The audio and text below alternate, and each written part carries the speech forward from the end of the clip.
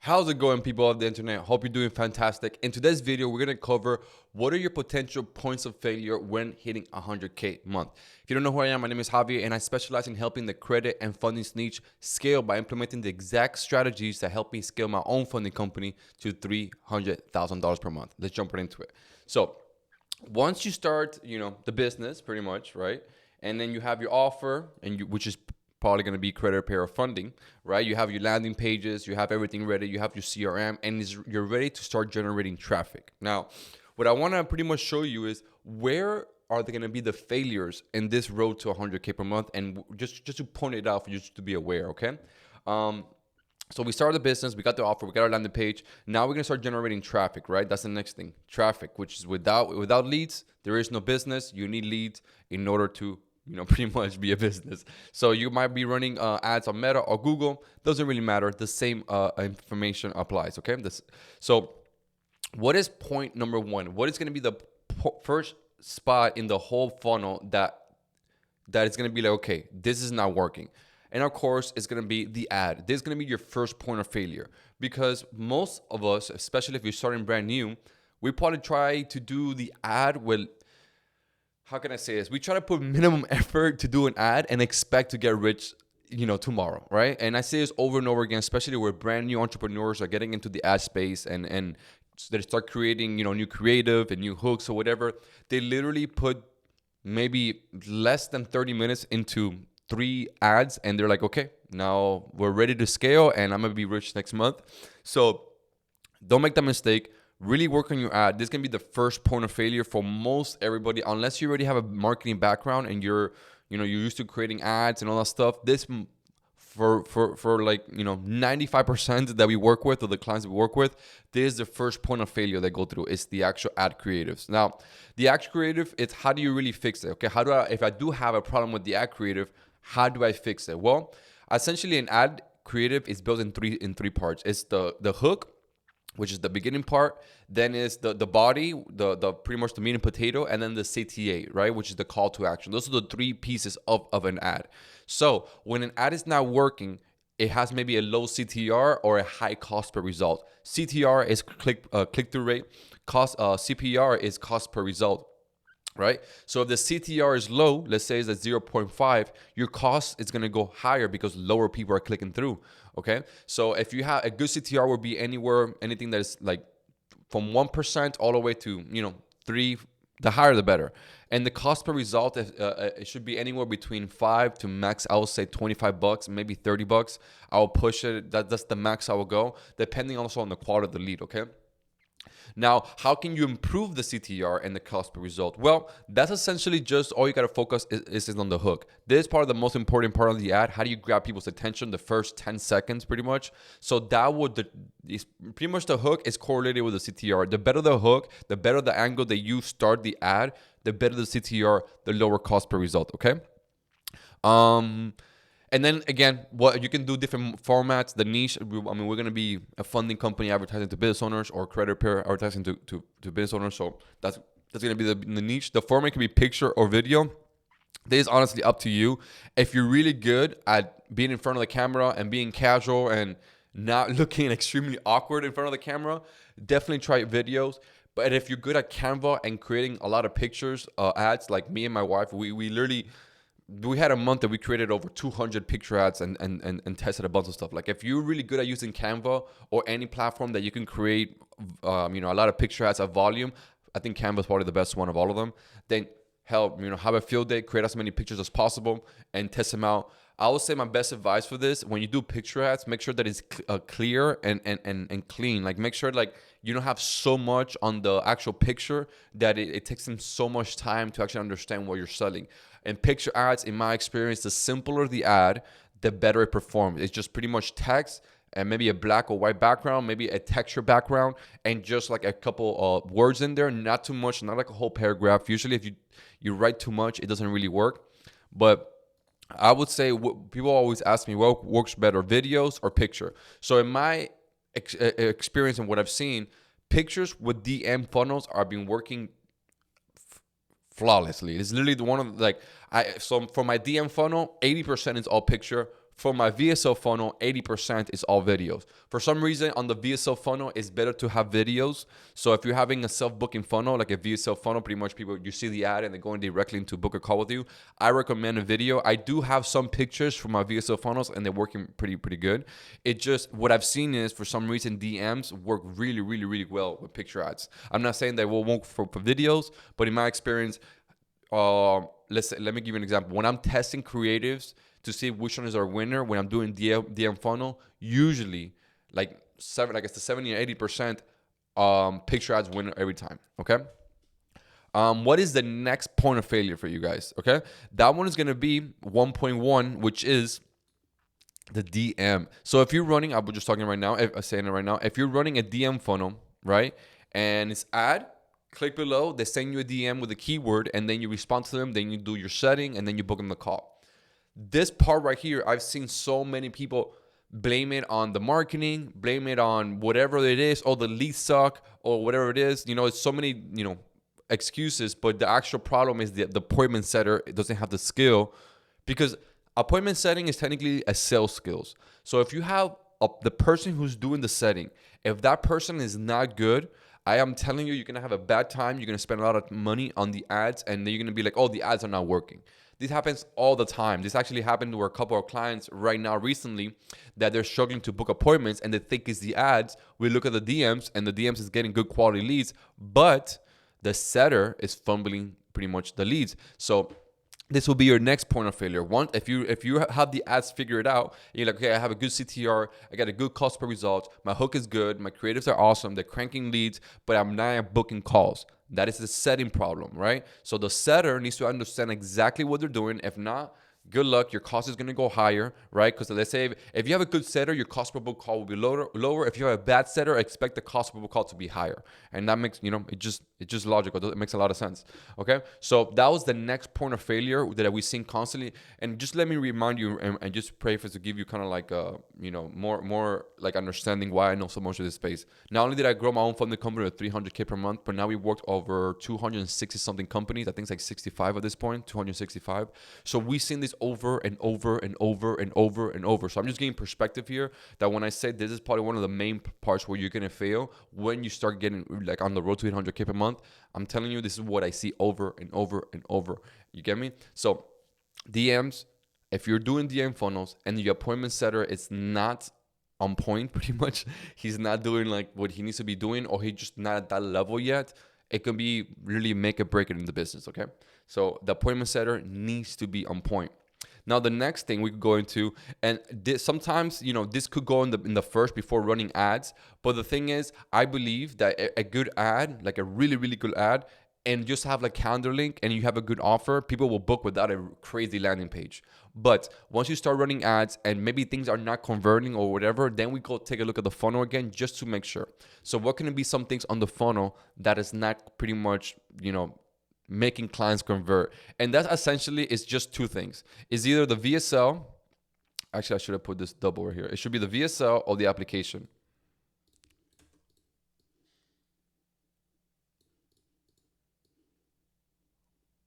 So the VSL, don't make the VSL too complicated. It needs to be from 5 minutes to maybe, I don't know why is this looking like this. Oh well. So the VSL, 5 to 15 minutes max, maybe 20 will be pushing it. The VSL, they need to watch that VSL. This part of the appointment setting part, that if the appointment setter calls the lead and the lead has not watched the VSL, you either have to cancel the appointment until they do, or just tell them, hey, you need to watch the VSL or we can cancel the appointment. Very important. Another thing that you can have a lot of drop-off rate is the qualifying application. Sometimes there's too much friction. Maybe you're asking 20, 15 different questions that the person that got into the landing page doesn't want to answer and they just leave. So that could be a possibility. Even though for me, somebody that looks at the application and doesn't convert, I'm like, okay, fine. I don't want to even work with that person because I need you to give me information to know if I want to work with you or not. Okay. But hey, and let me add two things. If you're doing a DM funnel, the landing pages and the VSL is easier to have conversion because you're already sending people there who are qualified. If you have a VSL funnel, pretty much a self-booking funnel, this is what the VSL part, the landing page needs to be on point because you're sending traffic just to the landing page. There's no connection between it. It just add, booking a call, and everything is automated in between. Since that's the case, you really need to do a good job in making sure the VSL has a good watch time. You need to make sure that the qualifying application is actually good. It has some restriction because you don't want everybody to book it on your calendar, but not too much that people have a huge drop-off rate, okay? Also having the testimonials, making sure that like there's a few things that you have to add. So one of the points of failure, it will be actually be the funnel, the automations, all that good stuff, okay? So when you start running ads, first thing you gotta look at is the hook, the CTR, the cost per result, and the angle. Then we go into the DMs, the setter. That's why I put it 1.1 is kind of 1.5. Because if you're running DMs, then the appointment setter needs to be on point, okay? Then the second part will be the funnel. The third, which I'm sure you guys already understand, it will be the sales. If this is not right, like if you have a low closing rate, I don't care how good your funnel is, I don't care how good your creative is, I don't care how good your landing page is. Let me go back. If the ad is the best ad in the world, the VSL is the BSL in the world, the book and break, all of that thing is the best thing in the world, and you still a bad closer, you can still make a sale. This happened to me when I first started selling funding 3 years ago. My marketing was way better than my sales skills. So that's why I was able to convert. But you get to a point that if you want to scale, right, hitting 100K per month, 200, 300, you need to you increase your closing rate. So if you have, let's say, a low closing rate and everything else is on point, the funnel is the best in the world, the ads the best in the world, and you still have, let's say, like a 15 to 20% closing rate, I'm telling you, if you raise this to a 30% or hell, even a 40, I have talked to a lot of founders that they're getting in as high as to a 50 to a 65, hell, even a 70% closing rate. I know it's nuts, but yeah, that's what we've been seeing. People that actually own the company, they're selling their own pretty much funding offer. I've seen people get to the 6, even my own. When I was doing my own funding sales, I was going almost at like 70% in some months of closing. That's why I was a lot more profitable, and it made it easier to scale because the profit margins are just so large, right? So what's another point of failure? And the thing is, most of you guys, you're struggling in sales, but the ads is not the best in the world. You're struggling in sales, the DM is not the best in the world. You're struggling in sales, and the funnel is not best in the world. So when you actually get someone to watch your ad, to book a call, and then go through the funnel, and then get to the sales call, and then you're fumbling, that's why it just so sales is a bit elusive. There's no way to get better at it unless you do volume. Yes, of course, you can go through some training. You can go to watch. We have so many videos of actually me closing deals. We even have a sales coach training you when you join our program. We have many ways of you increasing the sales closing rate, but it's a volume game and it's a time game. It might take a month. It might take 2 months to get this right. But that's why if you're failing, it's because not only the ads are not working, the DM's not working, the funnel's not working. Then if it does work and you do get somebody to book a call, you have a low closing rate, which you might not close them. Let's say if your closing rate is 20%, that means you gotta talk to at least 10 clients to maybe close one, or let's say 5 clients and then close one, right? So it makes it very difficult. If you want to scale to 100K per month, this is the KPIs you gotta look at. You got to have at least a 30% closing rate and 20 book calls a week. This will correlate to at least 100K per month in your funding company. So keep that in mind. The goal should be 20 book calls a week and 20 book calls a week with an 80% show up rate, at least 70 to 80% show up rate. And then at least a 30% closing rate. If you have this KPIs, you'll be reaching 100K per month in no time, okay? Okay, what is the next point of failure that I constantly see? The next one is not tracking your data correctly. This is one of my biggest pet peeve. I don't know how many companies we work with that they don't know their cost per book call, they don't know their average cash on hand, they don't know their closing rate, they don't know cost per qualified lead, the CPN, cost per 1,000 impressions. They don't know none of this stuff, right? So when you don't know your KPIs, I am telling you, I don't know how the hell you're going to scale. Unless you have a tremendous audience, millions of followers, that you can pretty much throw any piece of content out there in the Instagram and people just purchase from you just because you're brand or whatever. You don't then I will still track either way, but I'm saying that's the only case where you don't even need to track and you will still make 100K per month because people are just buying and you don't need KPIs. Even though if I was in your position, if you have millions of followers, I would still track, but still. The point is, Tracking is very important. If you can't track, you can't measure, you can't control. And we want to be in control of our business. So we have to track our data, right? So once you start tracking your data, you can clearly see where's the points of failures in the business. Like if we look, like when somebody books a call with me on my one-on-ones and they're like, hey, Javi, I want to speak to you, look, take a pretty much audit my business, right? One of the questions that we ask him is your data tracker updated? Because if I see your data tracker, all I gotta do is look at the section of the KPIs, and I can tell you, okay, this is wrong, this is wrong, this is wrong, this is wrong. Let's work on this first, then let's solve this. Let's say the closing rate, okay, let's work on closing rate. Let's say booking rate, let's work on booking rate. Let's say show up rate, okay, let's build systems to have people to increase the show up rate. These are things that if I see the numbers, I know the inconsistency and I know what we gotta focus on. So that tracking, I honestly don't know anybody who's doing large amount of monthly revenue without tracking their data. I don't know anybody.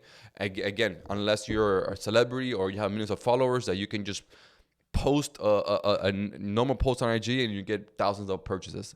But if you're not that type of person and you're running advertisement to get your actual lead because you're not famous or anything like that, then you need to track your data. You got to know your KPIs. Without that, it makes it very unpredictable to scale. Right? So what is the main KPIs you want to look at? Cost per qualified book call, show up rate, closing rate, average cash on hand, and then your cost to acquire. This is technically the 5 main KPIs you want to look at: cost per book call, show up rate, closing rate, average cash on hand, and your cost to acquire clients. With these 5 KPIs, you can pretty much scale to 100K per month, okay? So make sure you are tracking your data, because if you get to the point that you're already making sales, you're booking calls, you're onboarding people, and you're not tracking your data, you won't have a clear roadmap to double your revenue or triple your revenue. This is what gets you there. Once you see your numbers, it tells you, okay, here's the bottleneck of the business. Here's why you're not growing, because let's say your closing rate is only 20%, or your average cash on hand is only, let's say, $1,000, or your cost, all this stuff will literally tell you what you need to work on the business so we could get to the next level. So that's why I'm huge in tracking data, because it's literally coming to the point that I am today. Okay, so what is the next potential point of failure for your business? That will be results. That will be getting your clients funded, right? So how do we fix that? Well, we either get new partnerships or new hires. So you can hire somebody to help you, or a new partnership to do the fulfillment.